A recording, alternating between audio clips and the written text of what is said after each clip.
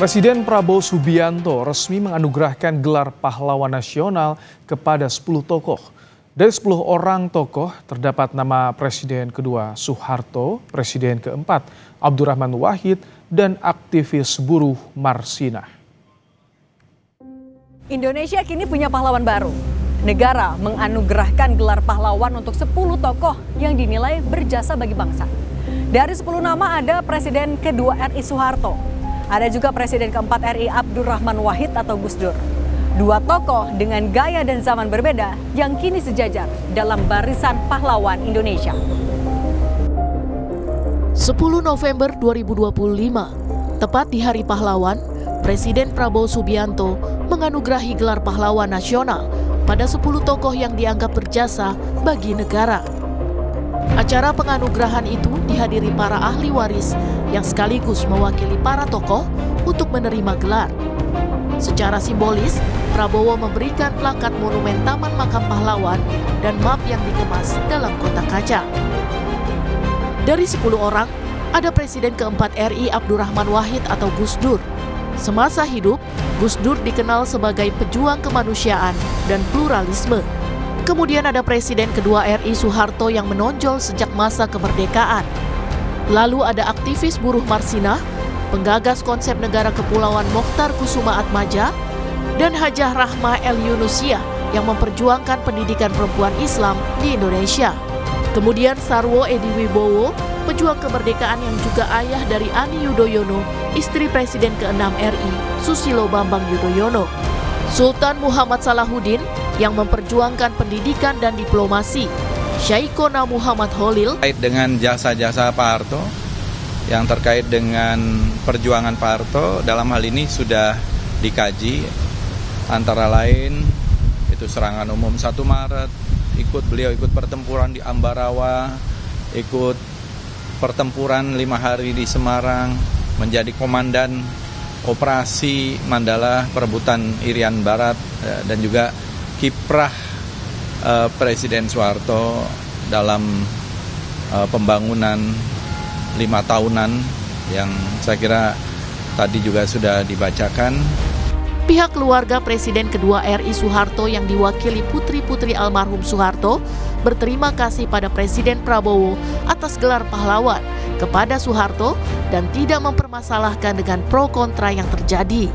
Ada yang pro dan kontra, itu wajar-wajar saja. Penting kan kita melihat apa yang telah dilakukan oleh bapak saya dari sejak muda sampai beliau wafat, itu semua perjuangannya untuk bangsa dan negara dan masyarakat Indonesia. Jadi boleh-boleh saja kontra, tapi juga jangan ekstrim gitu. Yang penting kita jaga persatuan dan kesatuan Republik Indonesia.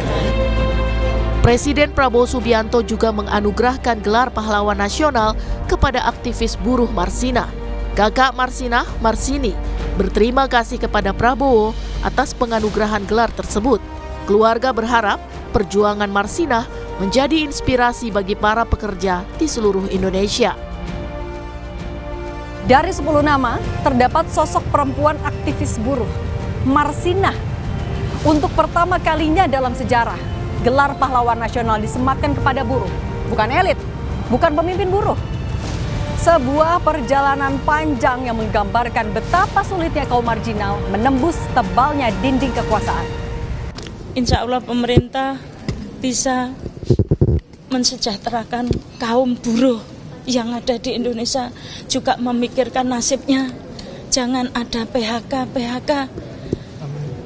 terutama yang outsourcing. Siapa tahu dengan Pak Prabowo dibuat seperti zaman dulu, tidak ada outsourcing, sehingga untuk kehidupan berumah tangga itu bisa berjalan lancar. Kalau outsourcing 3 bulan selesai, 3 bulan selesai, otomatis kalau sudah berumah tangga itu bisa menjadi pertengkaran di dalam rumah tangga sehingga banyak perceraian.